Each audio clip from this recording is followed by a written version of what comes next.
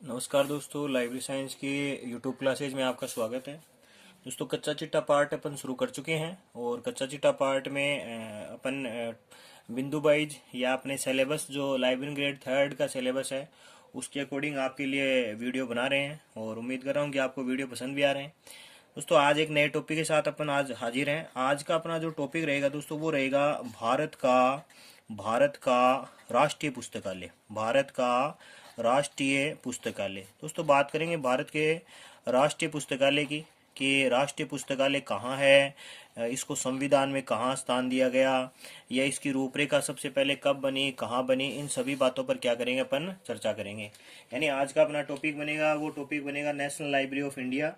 और national library of India की अगर दोस्तों बात करें तो सबसे पहले अपन इसके बारे में छोटी छोटी जानकारियां कर लेते हैं। देखो, सबसे पहले अगर बात करें तो यूँ समझ लो कि इसको राष्ट्रीय पुस्तकालय कब घोषित किया गया, यानी बना कब। तो ये बना राष्ट्रीय पुस्तकालय बना 28 सितंबर सन 1948 को। 28 सितंबर सन 1948 को ये क्या था, बना था। बात करें दोस्तों इसका मुख्यालय कहाँ है, तो इसका मुख्यालय जो है वो कलकत्ता में। इसका मुख्यालय जो है वो कहाँ पर है भाई, कलकत्ता में। यानी कलकत्ता में भी दोस्तों अगर आपसे बात कर ले कलकत्ता में भी कहाँ है, तो आप याद रखिएगा बेलवेडियर हॉल। बेलवेडियर हॉल में क्या है, बेलवेडियर हॉल में क्या है भाई, भारत का राष्ट्रीय पुस्तकालय स्थित है। यानी आप ये समझ लो कि सबसे पहले तो भारत का राष्ट्रीय पुस्तकालय कहाँ है, तो कलकत्ता में है। कलकत्ता में भी कहाँ है, तो बेलवेडियर हॉल में है। साथ ही दोस्तों यहाँ से छोटी छोटी बातें अपन करेंगे। इस भारतीय राष्ट्रीय पुस्तकालय को संविधान में कहाँ स्थान दिया गया, यानी इसको संविधान में भी कहीं स्थान दिया गया क्या, तो उसकी भी अपन बात कर लेंगे। इसको संविधान में, भारतीय संविधान में यानी इंडियन कॉन्स्टिट्यूशन में इसको संविधान की धारा 62वीं, संविधान की धारा 62वीं व संघीय सूची के, संविधान की धारा 62वीं व संघीय सूची के सातवें परिशिष्ट में इसको क्या किया गया है, सातवें परिशिष्ट में इसको शामिल किया गया है। यानी धारा 62वें और संघीय सूची के 7वें परिशिष्ट में इसको क्या किया गया है भाई, शामिल किया गया है। दोस्तों, आप जैसा कि भारत का राष्ट्रीय पुस्तकालय है यानी नेशनल लाइब्रेरी है, तो ये क्या करता है, तो सबसे बड़ा तो इसका देखो जो इसका जो उद्देश्य है वो है राष्ट्रीय संपदा की ऐतिहासिक धरोहर, राष्ट्रीय संपदा की ऐतिहासिक धरोहर को संग्रहित करना, संरक्षित करना। यानी राष्ट्रीय संपदा की ऐतिहासिक धरोहर को संग्रहित करना या संरक्षित करना, ये इसका क्या है, मुख्य कार्य है। साथ ही देखो ये क्या करता है, ये विदेशी साहित्य के संग्रह का कार्य भी, विदेशी साहित्य के संग्रह का कार्य भी कौन करता है भाई, भारत का राष्ट्रीय पुस्तकालय करता है। देखो, बात करेंगे दोस्तों भारत के राष्ट्रीय पुस्तकालय के वर्तमान जनरल डायरेक्टर की, यानी इसका पद में जो पहले पुस्तकालय अध्यक्ष पद प्रमुख हुआ करता था उसकी जगह यहाँ पर हो गया जनरल डायरेक्टर। अब जनरल डायरेक्टर की अगर बात करें तो इस पद पर वर्तमान में कौन है जनरल डायरेक्टर पद पर, तो वो भी आप याद रखिएगा। यहाँ पर बात करें दोस्तों तो सितंबर सन 2017 से, यानी सितंबर 2017 से इस पद पर अगर बात करें तो आप याद रखिएगा अरुण कुमार चक्रवर्ती जो है वो इस पद पर क्या है भाई, नियुक्त है। यानी अरुण कुमार चक्रवर्ती जो है वो इस पद पर क्या है भाई, नियुक्त है। बात करेंगे दोस्तों ये भारत का राष्ट्रीय पुस्तकालय जो है वो और कोई महत्वपूर्ण चीजें, और ऐसी कौन सी चीजें हैं, महत्वपूर्ण चीजें हैं जो जिनका प्रकाशन केवल यही करता है, या साथ ही भारत में यूँ समझ लो कि भारत में ये जो लाइब्रेरी है या राष्ट्रीय पुस्तकालय जो है इसको किस लाइब्रेरी का दर्जा दिया गया है, उन सब की अपन यहाँ चर्चा करेंगे। देखो, सबसे पहले तो बात करेंगे भारत के राष्ट्रीय पुस्तकालय का एक पार्ट है CRL। भारत के राष्ट्रीय पुस्तकालय का एक पार्ट है CRL। यानी CRL की भी दोस्तों बात करें तो इसका पूरा नाम है सेंट्रल रेफरेंस लाइब्रेरी जो भारत के राष्ट्रीय पुस्तकालय का एक पार्ट है। सन 1955 में इसकी क्या की गई थी, स्थापना की गई थी। यानी सन 1955 में इसकी क्या की गई, स्थापना की गई। किसकी स्थापना की गई, तो आप याद रखेंगे दोस्तों CRL की। और ये CRL क्या करता है, तो ये CRL जो है ये भारत में आईएनबी का प्रकाशन करता है। भारत में किसका प्रकाशन करता है? आईएनबी। दोस्तों आईएनबी की भी बात कर लेते हैं। देखो आईएनबी का एक पक्का प्रश्न आना है, यानी आईएनबी से बात करें दोस्तों तो इसका नाम है Indian national bibliography. Indian national bibliography इसका क्या है भाई? पूरा नाम है। दोस्तों यहां से आप ही समझो कि सन 2016 में जो लाइब्रेरियन ग्रेड 3 एग्जाम हुआ था उसमें इसके 3 प्रश्न पूछे गए थे, यानी इसके कुल 3 प्रश्न आए थे। और 3 प्रश्नों में देखो जो प्रश्न आए उनकी भी चर्चा करेंगे, साथ ही इसके बारे में और भी अपन जानकारी करते हैं। देखो सबसे पहले तो इसका पूरा नाम है तो वो है इंडियन नेशनल बिब्लियोग्राफी। बात करें इसका प्रकाशन सबसे पहली बार कब हुआ तो सन 1957 में। साथ ही बात करें दोस्तों प्रकाशन कौन करता है तो प्रकाशन जैसे ऊपर लिखा हुआ है CRL करता है। साथ ही दोस्तों बात करेंगे इसकी आवृत्ति कैसी है तो वर्तमान में ऑनलाइन है, और ऑनलाइन के साथ साथ इसकी आवृत्ति कैसी है भाई? मासिक है। साथ ही दोस्तों बात करेंगे ये ऑनलाइन कब हुई तो सन 2000 में, यानी ऑनलाइन कब हुई तो सन 2000 में ये क्या हो गई थी? ऑनलाइन हो गई थी। बात करेंगे दोस्तों ये वर्तमान में जो ये जो आईएनबी है ये कितनी भाषाओं में प्रकाशित हो रही है तो आप याद रखिएगा ये 14 भाषाओं में प्रकाशित हो रही है।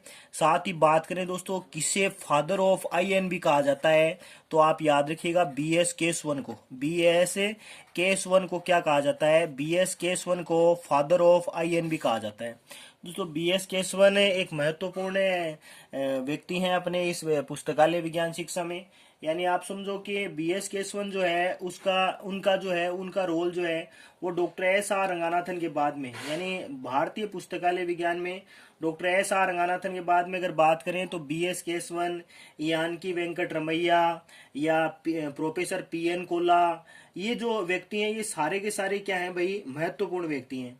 यानी कहने वाला ये है कि भाई इन लोगों ने भी क्या है? महत्वपूर्ण भूमिका निभाई है पुस्तकालय विज्ञान को डेवलप या विकसित करने में।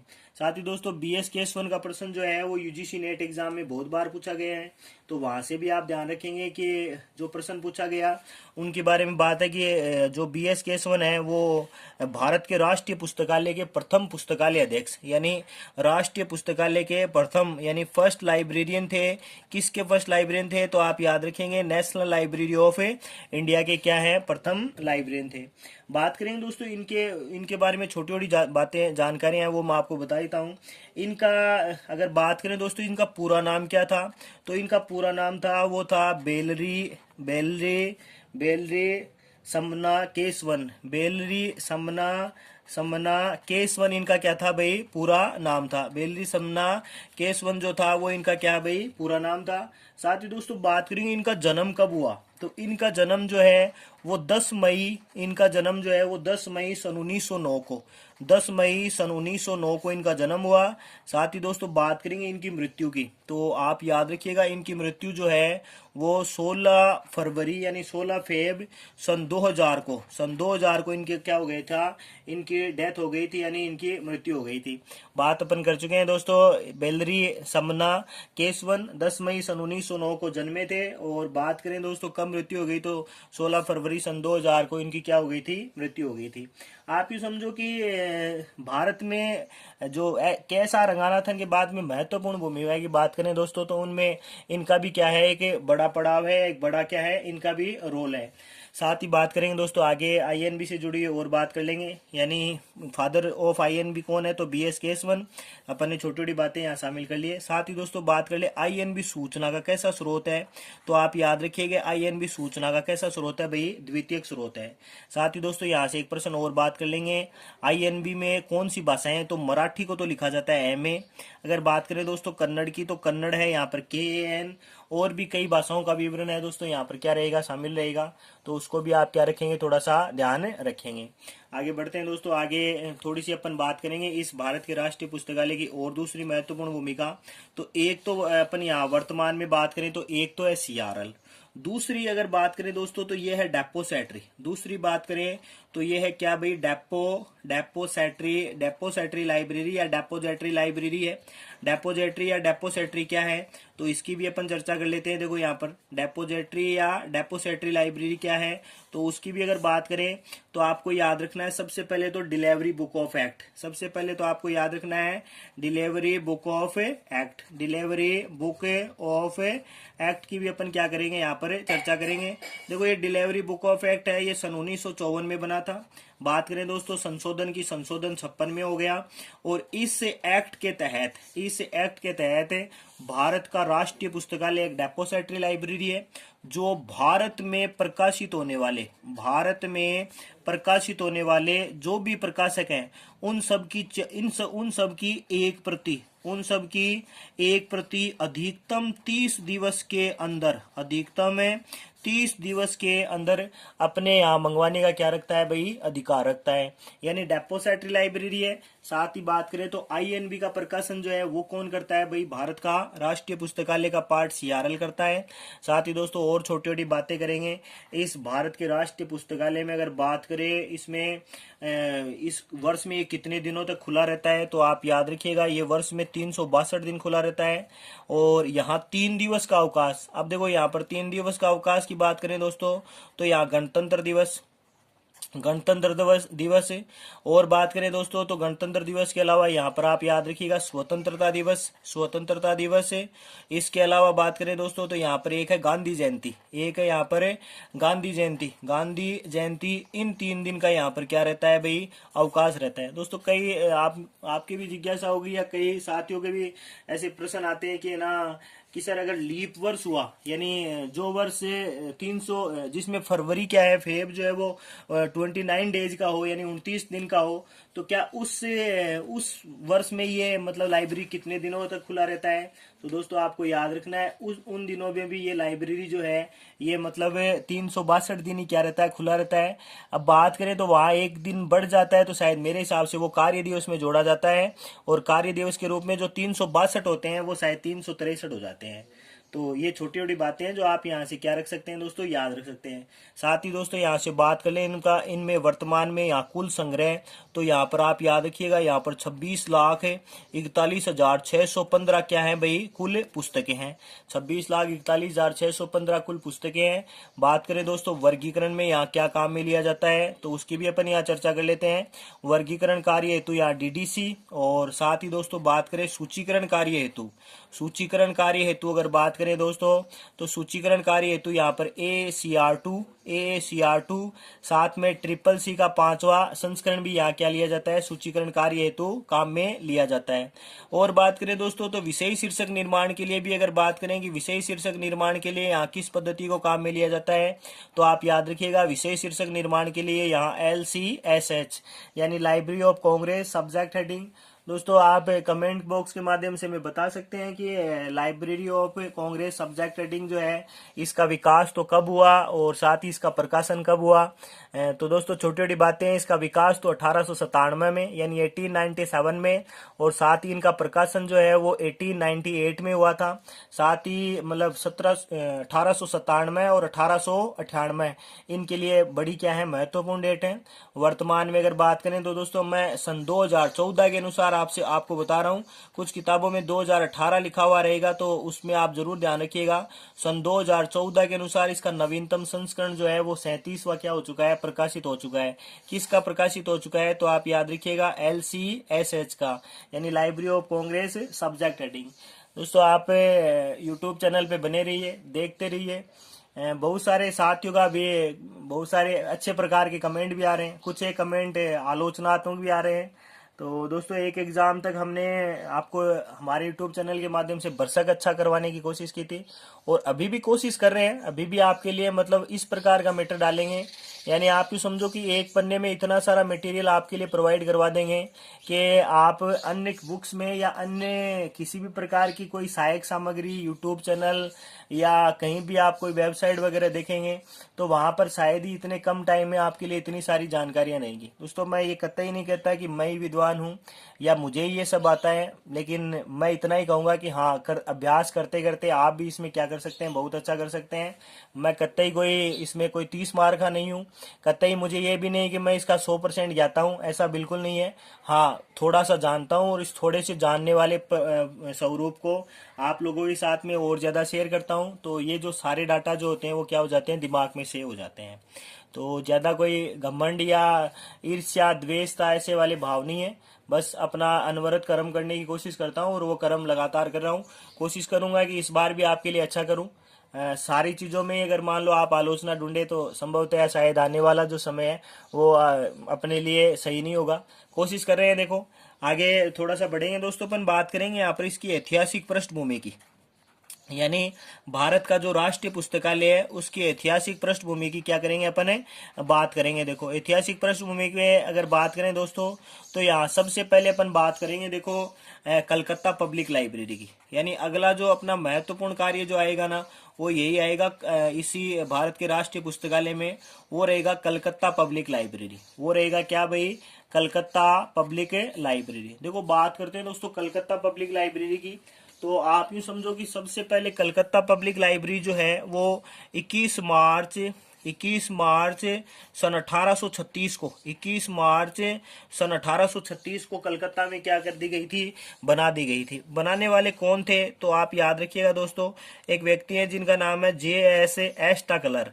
J.S. एस्टाकलर नामक एक व्यक्ति हैं, और ये J.S. एस्टाकलर जो है दोस्तों, यही क्या करते हैं, ये कलकत्ता पब्लिक लाइब्रेरी का निर्माण करते हैं। दोस्तों ये क्या चाहते हैं ये J.S. एस्टाकलर, तो उसके बारे में भी आप छोटी छोटी बातें याद रखिएगा। ये J.S. एस्टाकलर जो है ये कलकत्ता में सार्वजनिक पुस्तकालय की स्थापना करना चाहते हैं। इसलिए ये क्या करते हैं, ये स्वयं की अध्यक्षता में ये क्या करते हैं, एक समिति का निर्माण करते हैं। स्वयं की अध्यक्षता में ये क्या बना लेते हैं, एक समिति का निर्माण कर लेते हैं। यानी इस समिति के अध्यक्ष तो कौन होते हैं, स्वयं होते हैं। साथ ही बात करें दोस्तों, इस समिति में कुल सदस्यों की संख्या 24 होती है। कुल सदस्यों की संख्या कितनी होती है, 24। बात करेंगे दोस्तों, इनमें से 2 सदस्य तो होते हैं भारतीय और 22 सदस्य क्या होते हैं दोस्तों, विदेशी होते हैं। यानी 2 सदस्य तो होते हैं भारतीय और 22 सदस्य जो होते हैं वो क्या होते हैं भाई, विदेशी होते हैं। इस समिति का अध्यक्ष कौन होता है, तो इस समिति का अध्यक्ष जो है वो J.S. एस्टाकलर होते हैं। इनका समिति बनाने का मुख्य उद्देश्य क्या है, तो समिति बनाने का मुख्य उद्देश्य ये है दोस्तों कि ये कलकत्ता में क्या चाहते हैं, कलकत्ता में सार्वजनिक पुस्तकालय की स्थापना करना चाहते हैं। कलकत्ता में क्या चाहते हैं, ये कलकत्ता में सार्वजनिक पुस्तकालय की क्या करना चाहते हैं भाई, स्थापना करना चाहते हैं। यानी कहाँ चाहते हैं, तो कलकत्ता में सार्वजनिक पुस्तकालय की स्थापना करना चाहते हैं। इस कार्य हेतु ये उस समय जैसे भाई भारत तो गुलाम था, और गुलाम भारत में ये क्या करते हैं, ये ब्रिटिश बंगाल गवर्नमेंट, यानी आप ले लो ब्रिटिश बंगाल गवर्नमेंट से क्या करते हैं, ब्रिटिश बंगाल गवर्नमेंट से ये मुलाकात करते हैं, और मुलाकात करके ये कलकत्ता में क्या अपना जो प्रस्ताव है, सार्वजनिक पुस्तकालय बनाने का जो प्रस्ताव है वो क्या करते हैं, गवर्नमेंट के पास में रखते हैं। यानी ये चाहते हैं कि भाई हम क्या चाहें, कलकत्ता में सार्वजनिक पुस्तकालय बनाना चाहते हैं। अब देखो ब्रिटिश बंगाल गवर्नमेंट के सामने अपना प्रस्ताव रखते हैं, और प्रस्ताव को रखने के बाद में ब्रिटिश बंगाल गवर्नमेंट जो है वो इनकी बात पर ध्यान देती है, और सन 1840 में इनको क्या कर देती है, जमीन आवंटित कर देती है। यानी 1840 में सार्वजनिक पुस्तकालय की स्थापना हेतु इनको क्या दे देती है, जमीन आवंटन का कार्य क्या है भाई, कर देती है। कौन कर देता है, तो ब्रिटिश बंगाल गवर्नमेंट कर देती है। दोस्तों आज कच्चा चिट्ठा जो अपन एक पन्ने पे करते आ रहे थे उसको आज 2 पन्नों पे कर लेते हैं, तो दूसरे पन्ने से आगे बढ़ते हैं दोस्तों। यानी सन 1840 में अगर बात करें दोस्तों, 1840 में तो ब्रिटिश बंगाल गवर्नमेंट जो है, ब्रिटिश बंगाल गवर्नमेंट जो है दोस्तों, ब्रिटिश बंगाल गवर्नमेंट जो है वो क्या करती है, गवर्नमेंट जो है वो इनके लिए जमीन आवंटन का काम कर देती है। और जमीन आवंटन का जैसे ही काम होता है तो इस पर क्या शुरू हो जाता है, भवन निर्माण का कार्य शुरू हो जाता है। यानी 40 में जमीन आवंटित होती है और भवन निर्माण का कार्य भी क्या हो जाता है, 1840 में शुरू हो जाता है, और ये कार्य सन 1844 में क्या होता है, पूर्ण हो जाता है। दोस्तों इस भवन निर्माण कार्य में एक व्यक्ति है जिनका नाम है जॉन मैडकॉफ, और ये जॉन मैडकॉफ जो है दोस्तों वो क्या करते हैं, इस भवन निर्माण में सर्वाधिक अंशदान देने वाले व्यक्ति होते हैं। सर्वाधिक अंशदान देने वाले क्या होते हैं भाई, व्यक्ति होते हैं। यानी ये जॉन मैडकॉफ जो है दोस्तों, ये पत्रकार होते हैं, अंग्रेजी अखबार में पत्रकार या संपादक के होते हैं, और ये क्या करते हैं, सर्वाधिक अंशदान देते हैं। और सर्वाधिक अंशदान दिए जाने के कारण जो सन 1844 में जो भवन जो बनता है, उसका नाम ही मैडकॉफ हॉल रख दिया जाता है। उसका नाम ही क्या कर दिया जाता है भाई, मैडकॉफ हॉल। मैडकॉफ हॉल उसका नाम रख दिया जाता है। तो वो बात करें दोस्तों इस समय तक, यानी सन 1836 से लेकर 1836 में अगर बात करें कलकत्ता पब्लिक लाइब्रेरी की, तो वो एक निजी भवन में संचालित थी। वो एक कहाँ संचालित थी, निजी भवन में संचालित थी। बात करें तो 1840 में अनुशंसा प्रस्तुत करते हैं, 40 में इनके लिए भवन निर्माण का कार्य शुरू हो जाता है। ये जो कलकत्ता पब्लिक लाइब्रेरी है, ये निजी भवन से सन 1841 में जगह है William fort college. William fort college. और ये विलियम फोर्ट कॉलेज में ये क्या हो जाती है, विलियम फोर्ट कॉलेज में ये स्थापित कर दी जाती है। यानी कब कर दी जाती है, 1841 में। 36 में निजी भवन में रहती है, 41 तक लगातार निजी भवन में, फिर 41 में ये कहाँ आ जाती है, विलियम फोर्ट कॉलेज में आ जाती है। और विलियम फोर्ट कॉलेज के केंद्रीय पुस्तकालय के रूप में ये क्या कर दी जाती है, ये स्थापित कर दी जाती है। दोस्तों बात करेंगे इस समय तक, यानी सन 1841 से लेकर सन 1844 तक ये कहाँ रहती है, ये विलियम फोर्ट कॉलेज में रहती है। लेकिन 44 में इसका स्थानांतर कर दिया जाता है, और इसको कहाँ स्थापित कर दिया जाता है भाई, इसको मैडकॉफ हॉल में स्थापित कर दिया जाता है। बात करेंगे दोस्तों इस समय तक, यानी इस समय बोले तो सन 1844 तक इसमें कुल पुस्तकों की संख्या कितनी थी, तो आप सीधा सा याद रखिएगा दोस्तों, 4675। याद रखने का अलग अलग तरीका होता है। आप इसको चाहें तो 4675 कुल पुस्तकें ऐसे भी याद रख सकते हैं, आप चाहें तो इसको 4675 ऐसे भी याद रख सकते हैं। तो जैसा आपको याद रहे वैसा आप बना सकते हैं। इसमें उस समय कुल पुस्तकें 4675 यानी 4675 थी। और कहाँ स्थापित हो गया, तो ये बात करें तो ये मैडकॉफ हॉल में स्थापित हो गया।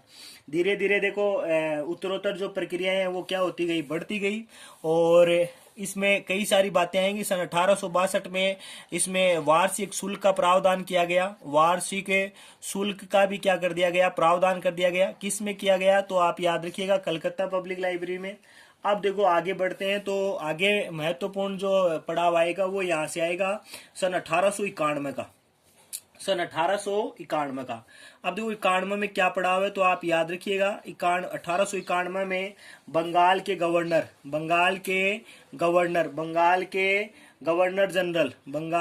गवर्नर जनरल के रूप में कौन नियुक्त होते हैं, तो आप याद रखिएगा बंगाल के गवर्नर जनरल के रूप में लॉर्ड कर्जन को नियुक्त किया जाता है। किसको नियुक्त किया जाता है भाई, लॉर्ड कर्जन को नियुक्त किया जाता है। अब ये लॉर्ड कर्जन जो है वो क्या करते हैं, देखो ये लॉर्ड कर्जन जो है वो सन 1841 में ही यहाँ पर कई सचिवालय पुस्तकालयों को मिलाकर कई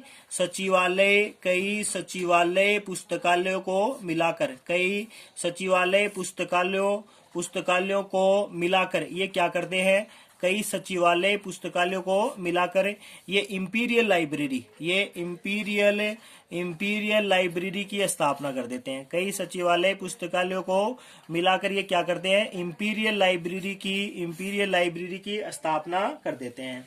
और क्या होते हैं, देखो भारत में सन 1891 में एक नया सेटअप हो जाता है, एक नई लाइब्रेरी बन जाती है, और उसका नाम ही क्या होता है, इंपीरियल लाइब्रेरी हो जाता है। यानी 1891 में बंगाल में गवर्नर जनरल लॉर्ड कर्जन के द्वारा कई सचिवालय पुस्तकालयों को मिलाकर क्या कर दिया जाता है, इंपीरियल लाइब्रेरी बना दी जाती है।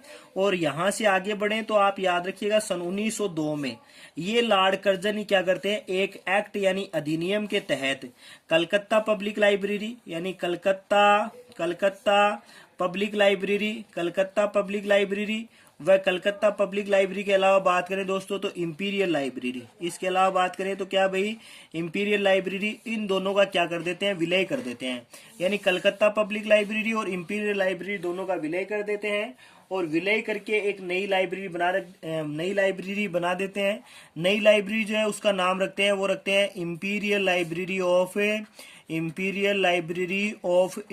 इंपीरियल लाइब्रेरी ऑफ इंडिया क्या है उसका वो नाम रख देते हैं। साथ ही दोस्तों सन 1902 में बनाते हैं। यहाँ से एक इम्पोर्टेंट पर्सन जो है वो हर बार एग्जाम में आ रहा है, वो भी थोड़ा सा ध्यान रखिएगा। ये इंपीरियल लाइब्रेरी ऑफ इंडिया के प्रथम पुस्तकालय अध्यक्ष के रूप में 30 जनवरी सन 1903 को एक व्यक्ति हैं जो ब्रिटिश म्यूजियम से बुलाए जाते हैं। एक व्यक्ति हैं जो कहाँ से बुलाए जाते हैं भाई, ब्रिटिश म्यूजियम से बुलाए जाते हैं। और ब्रिटिश म्यूजियम से जिनको बुलाकर क्या किया जाता है, इंपीरियल लाइब्रेरी ऑफ इंडिया के प्रथम पुस्तकालय अध्यक्ष के रूप में, प्रथम पुस्तकालय अध्यक्ष के रूप में क्या कर दिया जाता है, प्रथम पुस्तकालय अध्यक्ष के रूप में उनको नियुक्त कर दिया जाता है। और बात करें दोस्तों इस व्यक्ति का नाम क्या था, तो आप याद रखिएगा जॉन मैकफर्लेन या मैडफर्लेन, जॉन मैकफर्लेन या फिर मैडफर्लेन नामक व्यक्ति को क्या कर दिया जाता है, इस पद पर नियुक्त कर दिया जाता है। दोस्तों आप ये समझो कि इनका पर्सन जो है जॉन मैकफर्लेन या मैडफर्लेन जो है, इनका पर्सन जो भी लाइब्रेरी साइंस के एग्जाम्स जो हुए हैं उनमें मैक्सिमम एग्जाम इनका क्या है, पर्सन पूछा गया है। साथ ही दोस्तों 30 जनवरी सन 1903 इंपोर्टेंट है, आप याद रखेंगे। इस इंपीरियल लाइब्रेरी को, इस दिनांक को जनता के लिए खोल दिया जाता है। जनता के लिए क्या कर दिया जाता है, इसको खोल दिया जाता है। यानी आप ये समझो भारत गुलाम था, और गुलाम भारत में अगर बात करें दोस्तों तो कुछ विशेष व्यक्ति थे जिनके पास ही क्या था भाई, लाइब्रेरी यूज करने का विशेषाधिकार था। लेकिन 30 जनवरी सन 1903 को इसे क्या कर दिया जाता है, आम जनता के लिए खोल दिया जाता है। दोस्तों याद रखेंगे ये जॉन मैकफर्लेन जो है वो सन 1903 में इस पद पर नियुक्त होते हैं। 30 जनवरी सन 1903 को नियुक्त होते हैं और सन 1907 तक इस पद पर क्या रहते हैं भाई, बने रहते हैं। यानी सन 1907 तक वो इस पद पर क्या रहते हैं, नियुक्त रहते हैं। कौन रहते हैं, तो आप याद रखिएगा दोस्तों जॉन मैकफर्लेन। बात करेंगे दोस्तों सन 1907 में, तो सन 1907 में इस पद पर एक भारतीय व्यक्ति, आप याद रखिएगा उन भारतीय व्यक्ति का जो सन 1907 में तो नियुक्त होते हैं और सन 1911 तक इसी पद पर क्या रहते हैं, वो नियुक्त रहते हैं। दोस्तों बात करेंगे प्रथम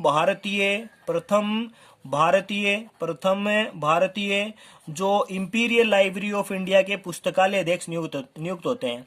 प्रथम भारतीय जो इंपीरियल लाइब्रेरी ऑफ इंडिया क्या नियुक्त होते हैं भाई, पुस्तकालय अध्यक्ष नियुक्त होते हैं।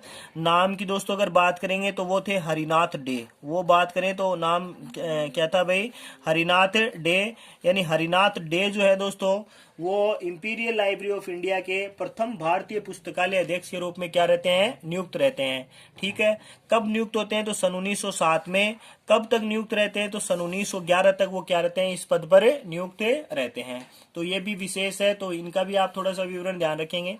साथ ही दोस्तों बात करेंगे सन 1911 में, तो सन 1911 में आप याद रखिएगा सन 1911 में नियुक्त होते हैं और सन 1930 तक अपने पद पर बने रहते हैं। अगर बात करें तो वो थे दूसरे भारतीय और दूसरे भारतीय की अगर दोस्तों बात करें अपन यहाँ पर, तो वो भी आप याद रखिएगा जिनका नाम था जे ए चोपमैन नामक व्यक्ति थे। जे ए चोपमैन नामक जो व्यक्ति हैं दोस्तों, ये क्या रहते हैं, जे ए चोपमैन जो है ये सन 1911 में हरिनाथ डे के बाद में इंपीरियल लाइब्रेरी ऑफ इंडिया के पुस्तकालय अध्यक्ष पर नियुक्त होते हैं और सन 1930 तक क्या रहते हैं, इस पद पर बने रहते हैं। तो दूसरे भारतीय हैं दोस्तों सन 1930 तक क्या रहते हैं, इंपीरियल लाइब्रेरी ऑफ इंडिया के पुस्तकालय अध्यक्ष के रूप में नियुक्त रहते हैं। दोस्तों अपने समय के भाषा विज्ञान और पुस्तकालय एवं सूचना विज्ञान के बड़े ही क्या माने जाते हैं, दोनों व्यक्ति विद्वान थे। बात करेंगे दोस्तों सन 1930 में, तो सन 1930 के बाद में एक व्यक्ति आ जाएंगे। व्यक्ति की बात करें दोस्तों तो व्यक्ति हैं के एम असदुल्ला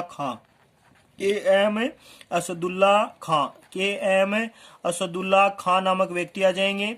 और के एम असदुल्ला खां की दोस्तों बात करें तो के एम असदुल्ला खां सन 1930 में इस पद पर नियुक्त होते हैं। और साथ ही बात करें दोस्तों कब तक नियुक्त रहते हैं, तो सन 1945 तक क्या रहते हैं, इस पद पर नियुक्त रहते हैं। दोस्तों के एम असदुल्ला खां महत्वपूर्ण व्यक्ति हैं। कैसे महत्वपूर्ण है, तो सबसे पहले तो आप याद रखेंगे ये ILA के प्रथम सचिव थे। आईएलए के प्रथम क्या थे भाई, सचिव थे। एक बात करेंगे दोस्तों आईएलए के प्रथम सचिव की। साथ ही दूसरी बात करें तो दोस्तों यहाँ से आप याद रखिएगा सन 1935 यानी सन 1935, और सन 1935 में अगर बात करें दोस्तों तो ये जो के.एम. असदुल्ला खां जो है दोस्तों, इनको ब्रिटिश पार्लियामेंट के द्वारा, यानी आप यूँ समझो कि उस समय जो भी मतलब भारतीय व्यक्ति जो विद्वान होता था वो उनको क्या कर दिया जाता, उनको देखो ब्रिटिश पार्लियामेंट यानी ब्रिटेन की जो संसद है उसके द्वारा, ब्रिटिश पार्लियामेंट के द्वारा उस समय वही जैसे भारतीय जो भी व्यक्ति विद्वान होते थे उनको अलग अलग उपाधियों से क्या कर दिया जाता था, नवाजा जाता था। तो बात याद रखनी है दोस्तों, सन 1935 में ब्रिटिश सरकार के द्वारा या ब्रिटिश पार्लियामेंट के द्वारा इनको खान बहादुर की उपाधि से क्या किया गया, सम्मानित किया गया। इनको खान बहादुर की उपाधि से क्या किया गया भाई, सम्मानित किया गया। यानी दो महत्वपूर्ण बात हो गई है, आईएलए के प्रथम सचिव थे। साथ ही दोस्तों बात करें तो सन 1935 में ब्रिटिश पार्लियामेंट द्वारा इनको क्या दी गई, खान बहादुर की उपाधि। साथ ही दोस्तों और बात करें तो आप याद रखिएगा सन 1935 ही याद रखिएगा, इन्होंने भारत में ये पहले व्यक्ति थे जिन्होंने सन 1935 से एक प्रशिक्षण कार्यक्रम शुरू किया जो 1945 तक संचालित रहा। ये भारत में पहला समय सीमा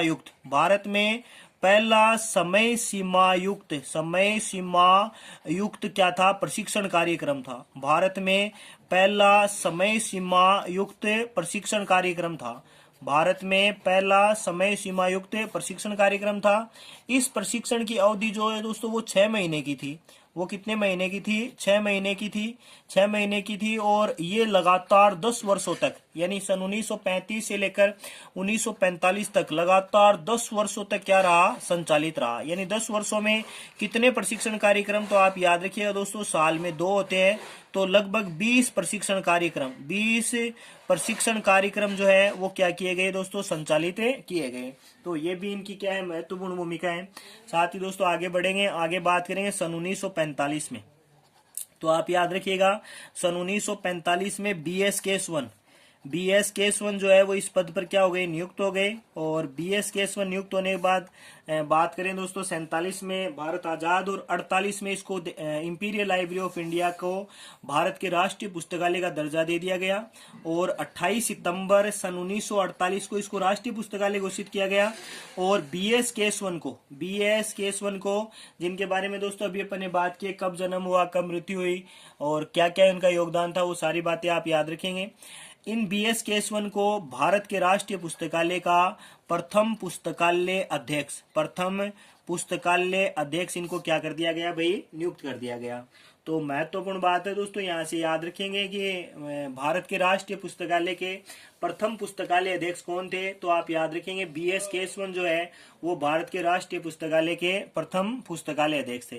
दोस्तों अब तक ये जो लाइब्रेरी है, ये अगर बात करें दोस्तों तो आप याद रखिएगा ये लाइब्रेरी अब तक कलकत्ता के मैडकॉफ हॉल में ही संचालित थी। कलकत्ता के मैडकॉफ हॉल में ही क्या थी भाई, संचालित थी। अब देखो मैडकॉफ हॉल से इसका स्थानांतरण कौन करते हैं, तो वो भी महत्वपूर्ण है, उनका भी आप थोड़ा सा याद रखेंगे।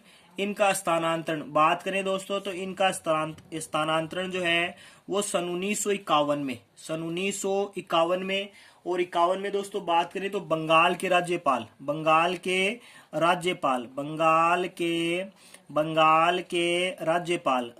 की भी दोस्तों बात करें तो आपको नाम याद रखना है, एग्जाम में इनका नाम पूछा जा सकता है। बंगाल के राज्यपाल जिनका नाम था चक्रवर्ती राजगोपालाचारी,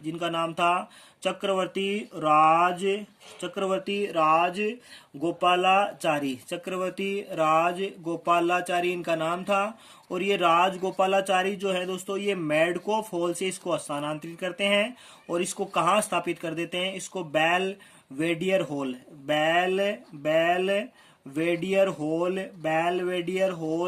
कलकत्ता में इसको क्या कर देते हैं, स्थापित कर देते हैं। यानी बेलवेडियर हॉल कलकत्ता में इसको क्या कर देते हैं, स्थापित कर देते हैं। स्थापित करने वाले कौन है, तो आप याद रखना है बंगाल के राज्यपाल यानी चक्रवर्ती राजगोपालाचारी हैं।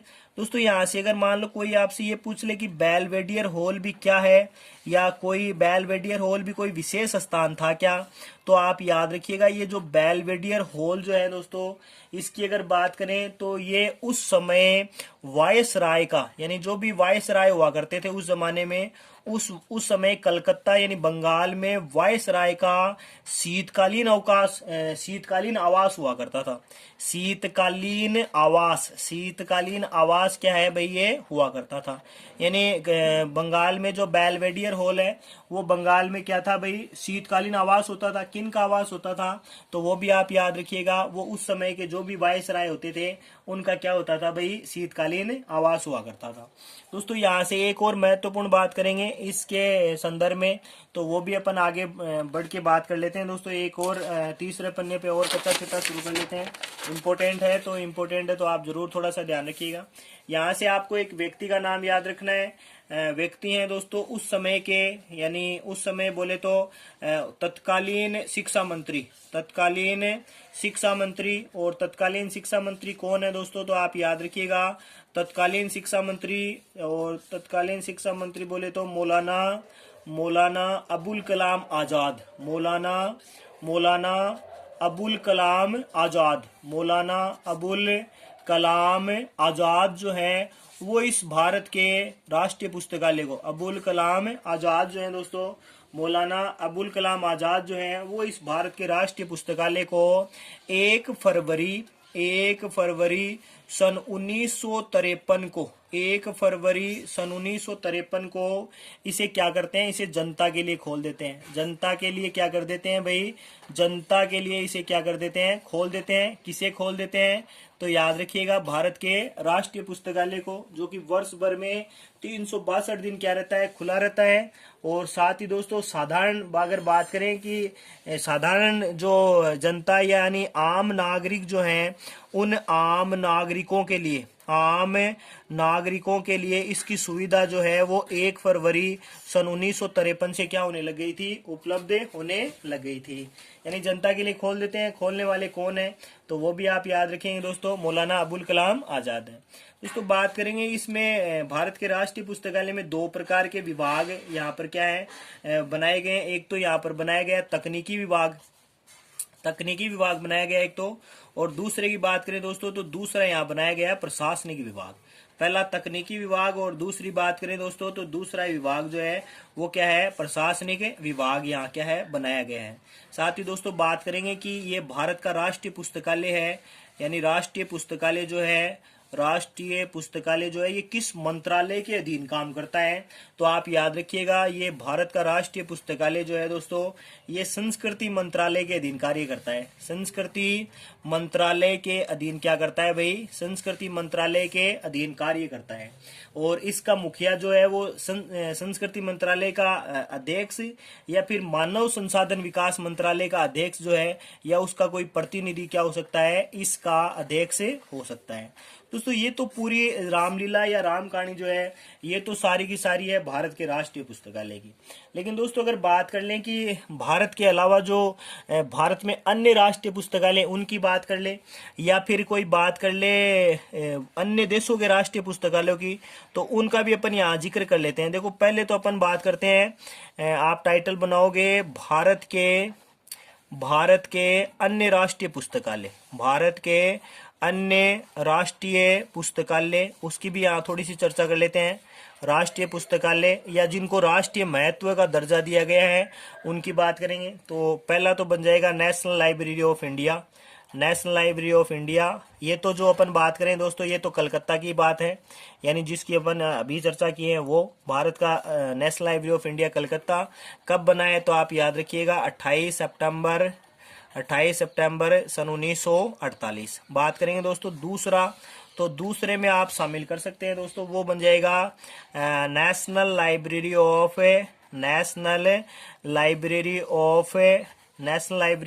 Handicap, national library of handicap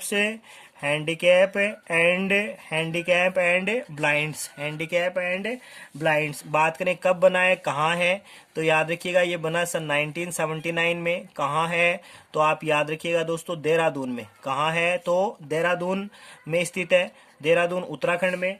साथ ही दोस्तों बात करेंगे तीसरे की, तो आप याद रखिएगा यहाँ पर नेशनल साइंस लाइब्रेरी को, नेशनल साइंस लाइब्रेरी को, नेशनल साइंस लाइब्रेरी की भी आप यहाँ पर क्या रखेंगे दोस्तों, चर्चा करेंगे।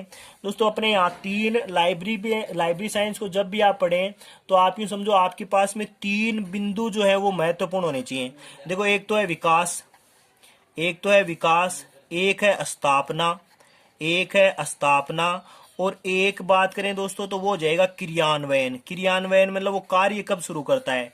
तो देखो यहाँ पर बात करें नेशनल साइंस लाइब्रेरी की, तो इसका विकास तो सन 1947 में जब देश आजाद हुआ तभी कर लिया गया था, लेकिन इसकी आधिकारिक जो स्थापना की अगर बात करें दोस्तों तो ये हुई सन 1963 में। ये आधिकारिक स्थापना जो है दोस्तों वो क्या हुई थी, सन 1963 में। यानी बात करें दोस्तों विकास तो हो गया था 47 में और स्थापना इसकी जो है वो क्या हो गई थी भाई 63 में। और साथ ही दोस्तों बात करें इसका क्रियान्वयन, तो क्रियान्वयन जो है दोस्तों वो हो गया था इसका 1964 में। यानी ये आप तीनों क्या रखेंगे, याद रखेंगे। साथ ही दोस्तों और बात करें तो यहां से बन जाएगा national medical library, national medical library, उसकी भी अपन यहाँ चर्चा कर लेते हैं दोस्तों। पहले तो अपन साइंस लाइब्रेरी की चर्चा कर लेते हैं दोस्तों, है कहाँ, तो ये साइंस लाइब्रेरी जो है वो नई दिल्ली में है। ये कहाँ स्थित है भाई, नई दिल्ली में स्थित है। और तीनों सन आपको यहाँ से क्या रखने, याद रखने हैं। साथ ही मेडिकल लाइब्रेरी की बात करें दोस्तों तो ये एम्स में स्थित है। यानी एम्स बोले तो all India institute of medical and science. कब बनता है, तो सन 1966 में। कहाँ है ये, तो आप याद रखिएगा ये नई दिल्ली में स्थित है। कहाँ स्थित है भाई, नई दिल्ली में स्थित है। बात करें दोस्तों इसके अलावा और लाइब्रेरी की, तो आप एक और याद रखिएगा वो है national manuscript library, national manuscript library. और दोस्तों बात करें नेशनल मैन्यूस्क्रिप्ट लाइब्रेरी की, तो आप याद रखिएगा कब बनता है, तो खान बहादुर खुदाबख्श नामक एक व्यक्ति हैं जिनके द्वारा सन 1891 में पटना में क्या किया जाता है, पटना बिहार में इसका निर्माण किया जाता है।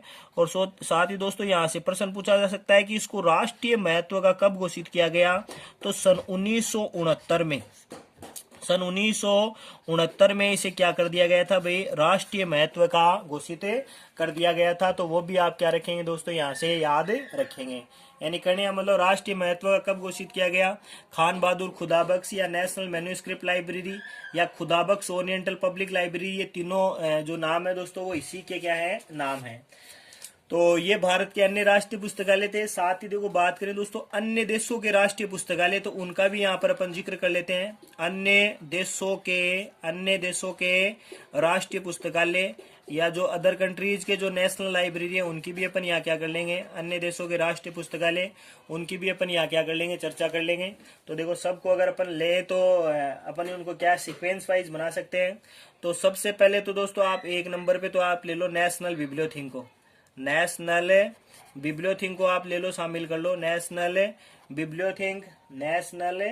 बिब्लियोथीक को आप ले लो, नेशनल बिब्लियोथेक को ले लो। तो आप याद रखेंगे दोस्तों 1439-40 कहाँ का राष्ट्रीय पुस्तकालय है, तो दोस्तों याद रखना है फ्रांस का। और बात करें दोस्तों दूसरा आप ले इसके बाद में, यानी 1440 के बाद में अगर बात करें दोस्तों तो 1440 के बाद में आप शामिल कर लो, सीक्वेंस बना रहे हैं तो सीक्वेंस में आप ले लो ब्रिटिश म्यूजियम को। यानी यहाँ से आप ले लो ब्रिटिश म्यूजियम को। और ब्रिटिश म्यूजियम की भी दोस्तों बात करें तो कहाँ का राष्ट्रीय पुस्तकालय है, कब बनता है, तो ये बनता तो 1753 में है। और राष्ट्रीय पुस्तकालय का दर्जा जो है दोस्तों वो इसको 1877 में दिया जाता है। कहाँ का राष्ट्रीय पुस्तकालय दोस्तों, तो ब्रिटेन का राष्ट्रीय पुस्तकालय है। इसकी भी बात करें दोस्तों फ्रांस वाले की भी, तो इसे 1460 और 61 में क्या किया जाता है, राष्ट्रीय पुस्तकालय का दर्जा दिया जाता है। बात करेंगे दोस्तों इनके आगे, तो इनके आगे आप याद रखिएगा रॉयल लाइब्रेरी को। इसके आगे आप याद रखिएगा रॉयल लाइब्रेरी। आइए रॉयल लाइब्रेरी कहाँ का राष्ट्रीय पुस्तकालय है, तो और कब बनता है, तो याद रखिएगा 1798 में बनता है। 1798 में ये बनता है और सन 1806 में इसे राष्ट्रीय पुस्तकालय का दर्जा दे दिया जाता है। कहाँ का राष्ट्रीय पुस्तकालय है, तो आप याद रखिएगा दोस्तों ये नीदरलैंड का क्या है, नीदरलैंड का राष्ट्रीय पुस्तकालय है। और बात करें दोस्तों आगे बढ़ते हैं, तो इसके अलावा आप ले लो library of Congress, library of Congress को आप ले लो, और लाइब्रेरी ऑफ कांग्रेस को आप ले लो। और बात करो स्थापना की, तो स्थापना होती है सन 1800 में। कहाँ का राष्ट्रीय पुस्तकालय है दोस्तों, तो वो भी आप याद रखिएगा, अमेरिका का क्या है भाई, राष्ट्रीय पुस्तकालय है। और चर्चा करेंगे दोस्तों इसके अलावा, तो आप याद रखना 1800 के बाद में, तो आप लोगे 1800 के बाद में ले लोगे national library of Germany, national national national national library of Germany. कहाँ का लाइब्रेरी है, तो दोस्तों नाम से ही पता चल गया है, नेशनल लाइब्रेरी ऑफ जर्मनी। ये 1912 और कहाँ का है, तो आप याद रखेंगे जर्मनी का क्या है भाई, राष्ट्रीय पुस्तकालय है। इसके अलावा दोस्तों बात लें तो अपन यहाँ पर और लाइब्रेरी को शामिल कर सकते हैं, वो बन जाएगी national library of national library of national library of national library of ये लिखा रहेगा पिंकिंग या पिनकिंग नाम लिखा रहेगा दोस्तों, पिंकिंग नाम लिखा रहेगा। कहाँ का राष्ट्रीय पुस्तकालय, कब बनता है, तो वो भी आप याद रखिएगा, ये सन 1909 में बनता है। और कहाँ का राष्ट्रीय पुस्तकालय है, तो आप याद रखिएगा दोस्तों, चाइना यानी चीन का क्या है भाई, राष्ट्रीय पुस्तकालय है। चीन का क्या है भाई, राष्ट्रीय पुस्तकालय। इसके अलावा बात करें दोस्तों, तो आप लेना यहाँ से एक ले लेना national diet library, national diet library, national diet library कब बनता है, तो आप याद रखिएगा सन 1948 में। कहाँ का राष्ट्रीय पुस्तकालय है, तो जापान का राष्ट्रीय पुस्तकालय है। दोस्तों बीच में अपन ने एक लाइब्रेरी छोड़ा है, वो छोड़ा है state Lenin library, state Lenin library. और ये स्टेट लेनिन लाइब्रेरी जो है, ये बात करें दोस्तों तो ये कब बनी है, तो ये बनी 1862 में। और कहाँ का नेशनल लाइब्रेरी है, कहाँ पर है, तो ये मॉस्को में है। और कहाँ का राष्ट्रीय पुस्तकालय है, तो आप याद रखिएगा दोस्तों, ये रूस का क्या है भाई, राष्ट्रीय पुस्तकालय है। तो कहने मतलब जितने भी राष्ट्रीय पुस्तकालय हैं उनका आप नाम ध्यान रखेंगे दोस्तों। ये टॉपिक जो है राष्ट्रीय पुस्तकालय, ये बड़ा सा टॉपिक है, और यहाँ से हर प्रत्येक एग्जाम में 2-3 प्रश्न आने की क्या रहती है, पूरी संभावना रहती है। तो आप सभी का स्क्रीनशॉट ले सकते हैं, देख सकते हैं, इनको याद कर सकते हैं। साथ ही दोस्तों कोई चीज आपसे छूटे नहीं, इसलिए मैं एक बार पुनः आपको दिखा देता हूँ।